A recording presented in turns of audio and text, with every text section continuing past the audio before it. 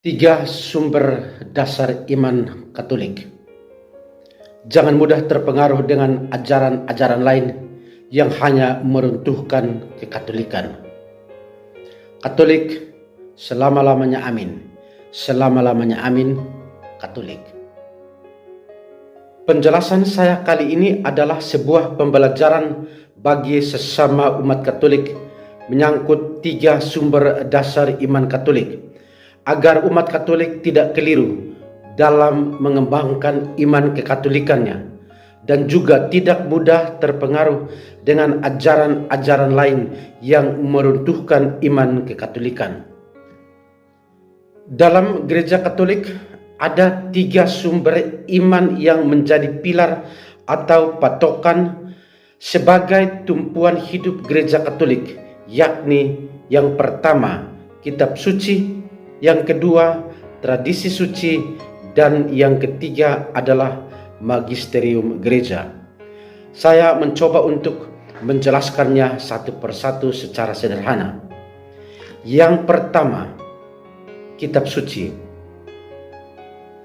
Kitab suci Katolik mencakup Perjanjian Lama dan Perjanjian Baru yang terdiri dari 72 kitab. 45 kitab Perjanjian Lama dan 27 kitab Perjanjian Baru. Hal ini berbanding terbalik dengan kitab suci Protestan yang hanya terdiri dari 66 kitab. Martin Luther pada tahun 1511 menolak Deuterokanonika sebagai kitab-kitab urutan kedua. Alasannya karena ada beberapa bagian dari kitab-kitab tersebut tidak mendukung ajarannya mengenai doa kepada arwah-arwah dan api penyucian dalam kitab kedua Makabe, dan juga beberapa tradisi yang dipraktikkan oleh para rasul yang akan saya jelaskan pada bagian kedua nanti, dan juga termasuk otoritas gereja yang dianggapnya menghambat. Menurut gereja Katolik, kitab suci adalah tulisan yang diilhami oleh Allah sendiri dan mengajarkan kebenaran dengan teguh dan setia dan tidak mungkin keliru. Kitab suci pertama-tama merupakan wahyu Allah yang tertulis. Kitab suci diimani sebagai dasar iman dan tumpuan hidup gereja seluruhnya. Kitab suci memuat kesaksian tentang sabda Allah. Maka kitab suci adalah sabda Allah itu sendiri. Saudara dan saudariku yang terkasih, kitab suci menunjukkan peristiwa penyelamatan Allah yang tertulis. Ada tiga bahasa asli kitab suci, yaitu yang pertama bahasa Ibrani, yang kedua bahasa Aram, dan yang ketiga adalah bahasa Yunani. Sebagian besar Perjanjian Lama ditulis dalam bahasa Ibrani. Seluruh isi kitab suci adalah tentang Allah dan manusia, tentang hubungan Allah dan manusia. Di dalam dan melalui Kristus kita semua diundang untuk mencintai Allah dengan mencintai sesama manusia dengan sepenuh hati. Jika kita mengerti bahwa Kristus adalah inti, Kristus adalah pusat kitab suci, maka kita juga dapat memahami pernyataan dari Hieronymus, seorang pakar kitab suci termasyhur, yang mengatakan bahwa tidak mengenal kitab suci berarti tidak mengenal Kristus. Maka semakin kita mengenal kitab suci, baik Perjanjian Lama maupun Perjanjian Baru, sesungguhnya kita semakin mengenal Kristus. Semakin mengenal Kristus berarti semakin mencintai Kristus. Dan semakin mencintai Kristus berarti kita semakin melayani Dia. Melalui kitab suci kita dianugerahkan pengetahuan akan Yesus Kristus yang lebih mulia daripada segala sesuatu. Bandingkan Filipi bab 3 ayat 8. Dan juga memiliki pikiran dan perasaan yang terdapat juga dalam Kristus Yesus. Filipi bab 2 ayat 5. Melalui kitab suci yang berisikan dan yang adalah firman Allah, kita dapat berkomunikasi dengan Allah Bapa, Allah Putra, dan Allah Roh Kudus. Karena ditulis di bawah bimbingan Roh Kudus, maka kitab suci itu merupakan kekuatan Allah yang menyelamatkan setiap orang yang percaya. Sebab di dalamnya nyata kebenaran Allah yang bertolak dari iman dan memimpin kepada iman, seperti ada tertulis, orang benar akan hidup oleh iman. Bandingkan Roma bab 1 ayat 16 sampai ayat 17. Melalui kitab suci, Bapa berbicara kepada kita anak-anaknya dan mengundang kita masuk ke dalam persekutuan dengan Bapa dan juga dengan anaknya. Seturut ajaran iman Katolik, kitab suci sebagai sumber iman, pedoman hidup, dan sumber pengetahuan yang dapat menjadikan seseorang beriman secara baik dan sungguh-sungguh meletakkan hidupnya hanya pada Allah yang menjadikannya berkat bagi sesama dan Allah.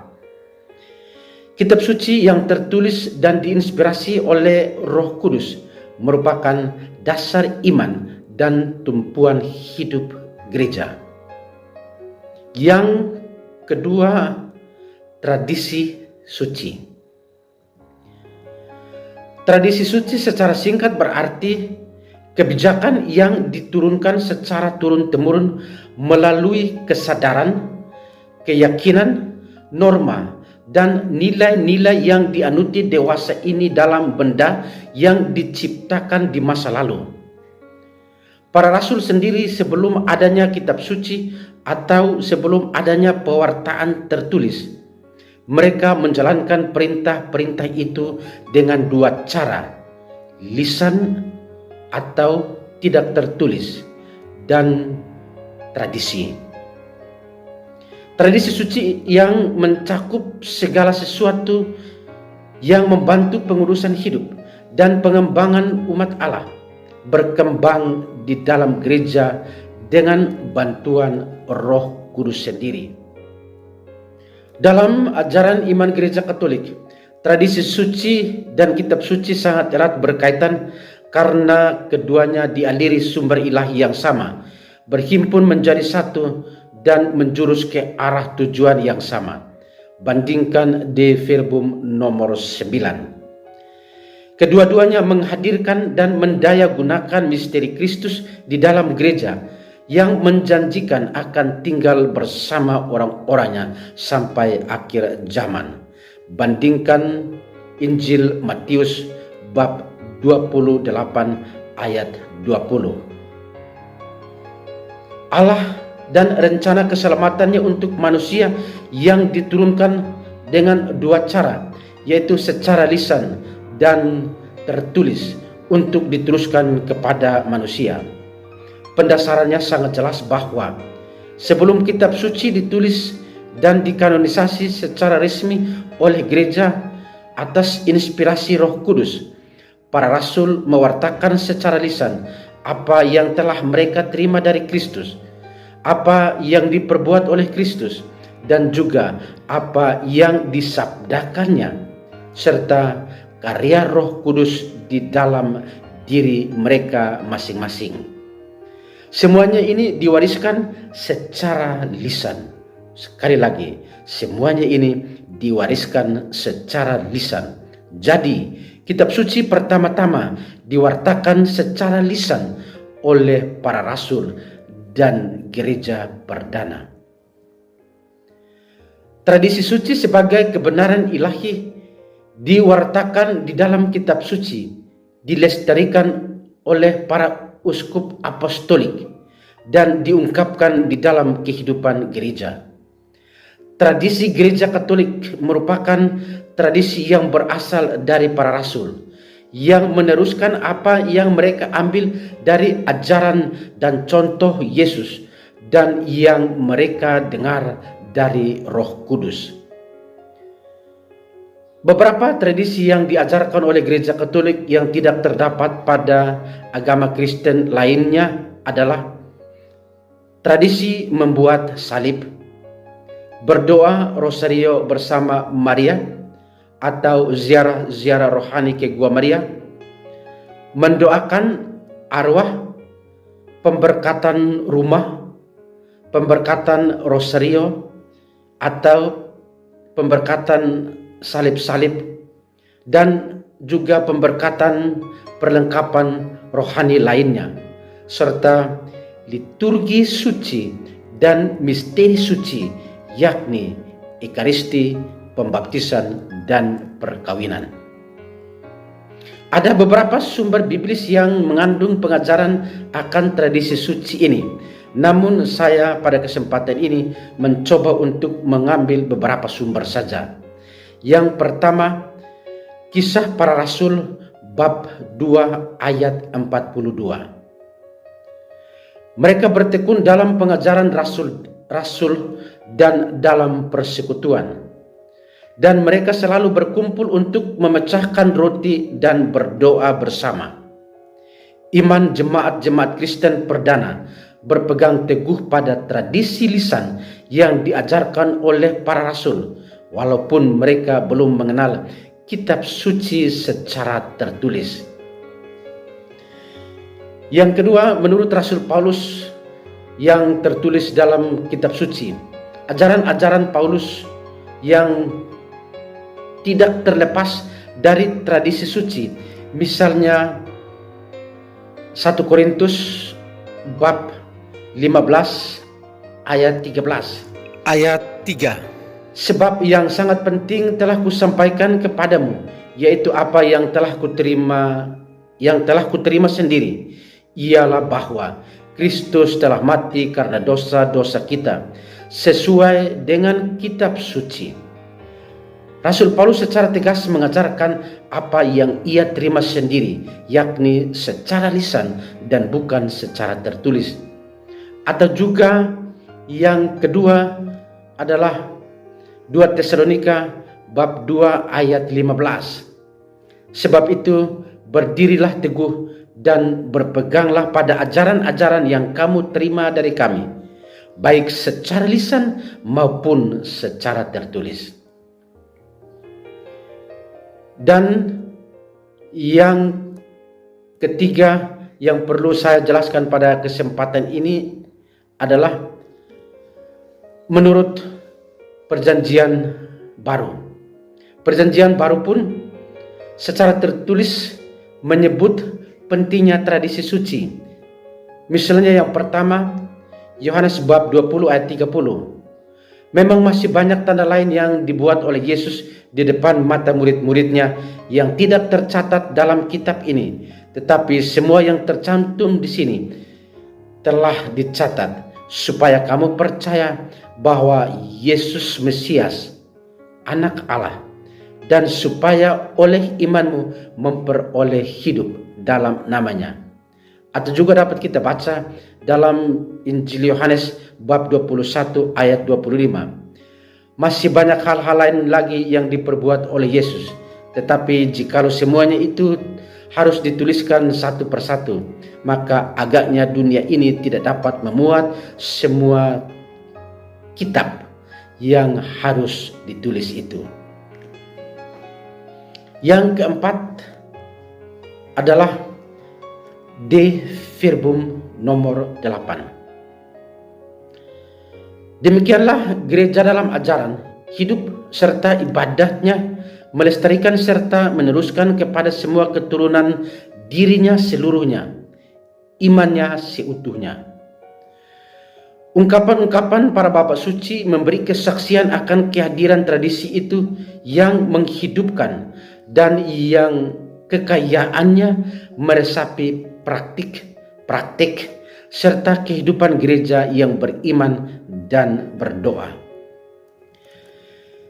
Dengan demikian, dapat disimpulkan bahwa tradisi suci terjamin kebenarannya karena dipelihara oleh gereja yang adalah tiang fondasi kebenaran. Jadi, jika aku terlambat, sudahlah engkau tahu bagaimana orang harus hidup sebagai keluarga Allah, yakni jemaat dari Allah yang hidup, tiang penopang dan dasar kebenaran. Bandingkan 1 Timotius bab 3 ayat 15. Sumber yang ketiga adalah magisterium gereja. Salah satu ajaran yang berbeda dari agama-agama Kristen lainnya adalah magisterium gereja sebagai otoritas tertinggi dalam gereja Katolik. Gereja Katolik menyadari bahwa dalam menafsir dan dalam menginterpretasi kitab suci diperlukan otoritas yang disebut magisterium gereja. Magisterium adalah wewenang mengajar gereja.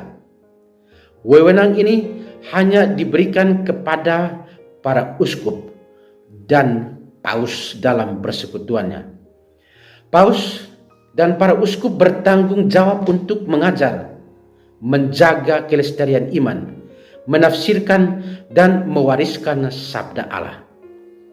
Hal ini sangat penting agar orang-orang Katolik tidak cepat terjerumus dalam penafsiran harafiah akan kitab suci tertulis yang adalah sabda Allah sendiri. Sebab bila hal ini terjadi, maka akan menimbulkan banyak penafsiran harafiah yang sungguh-sungguh menyesatkan, dan pada akhirnya kemungkinan besar muncul banyak sekte-sekte karena interpretasi pribadi masing-masing. Magisterium sesungguhnya berasal dari bahasa Latin, yaitu magister, yang berarti guru atau kepala atau direktur. Magister adalah seorang pengajar atau seorang pembimbing rohani.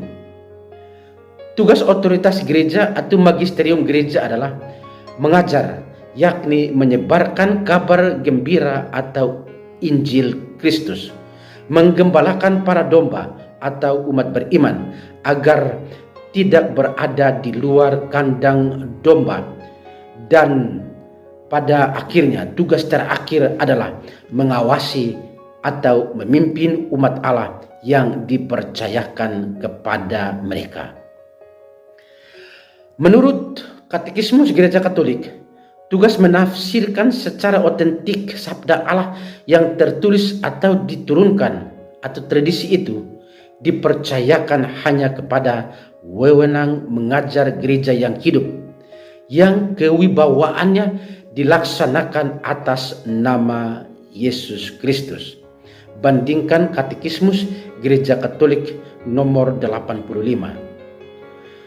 Oleh karena itu, berdasarkan tugasnya, ada juga bentuk magisterium biasa berupa aturan-aturan tertulis, yakni surat ensiklik atau dan juga konstitusi apostolik. Sifatnya ini tidak definitif. Dan juga magisterium luar biasa yang bersifat mengikat tentang iman dan moral hidup. Karena bersifat sungguh-sungguh mengikat, maka semua orang Katolik diwajibkan mengikutinya dengan sebuah ketaatan dan akal budi yang bisa dipertanggungjawabkan. Katekismus Gereja Katolik nomor 85 secara jelas menguraikan bahwa tugas menafsirkan secara otentik sabda Allah yang tertulis atau diturunkan itu dipercayakan hanya kepada wewenang mengajar gereja yang hidup, yang kewibawaannya dilaksanakan atas nama Yesus. Dan hal ini sangat penting agar tidak lahir sekte-sekte baru yang berkeliaran di mana-mana, yang mengatasnamai Allah, mewartakan Kristus untuk mewartakan diri sendiri. Tidak ada sekte-sekte di dalam gereja Katolik. Kitab suci sebagai patokan hidup yang tertulis berdasarkan tradisi lisan yang telah dihayati dan dihidupi, diwariskan kepada para rasul dan pengganti-penggantinya, yakni paus dan para uskup, untuk terus-menerus memelihara iman agar jangan tenggelam dalam arus kesesatan karena penafsiran pribadi tentang kitab suci itu sendiri. Katolik, selama-lamanya amin. Selama-lamanya amin.